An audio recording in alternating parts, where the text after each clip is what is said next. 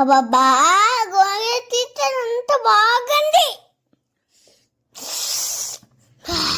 గోంగూర chicken ఈ విధంగా try చేయండి ఒకసారి, చాలా బాగా అనిపిస్తుంది. ఫ్రై ఆనియన్స్ ఉండే తన ఆల్రెడీ ఫ్రై చేసుకున్న వేసుకున్నాను. ఇంకా మసాలా కోసము ఎల్లిపాయలు, అదరాకు, పచ్చిమిరపకాయలు, కొత్తిమీర వేసి మిక్సీ పట్టినాను. అదే ఫ్రైడ్ ఆనియన్స్లోకి వేసి బాగా కలిపినాను.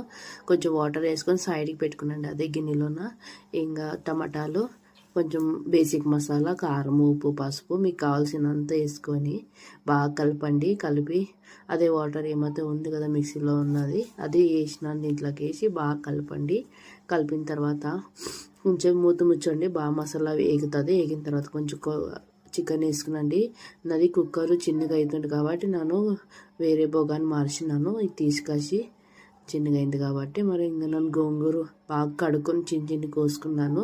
కోసుకున్న తర్వాత వేసినాను. బాగుంది, ట్రై చేయండి. మా చిన్ని పిల్లగాడు ఆశ్రయ్ వాడు వాయిస్ ఓవర్ ఇస్తానని ఇచ్చినాడు. ఇంకా కొంచెం పెరుగుగానే వేసుకునండి, బాగా టేస్ట్ ఉంటుంది. క్రీమీ టేస్ట్ ఉంటుంది. ట్రై చేయండి ఒకసారి. మీరు ఎప్పుడు చేయలేకుండా ఒకసారి ట్రై చేయండి, కంపల్సరీ మీకు బాగా అనిపిస్తుంది. రొట్టెలోకి, అన్నంలోకి బాగుంటుంది.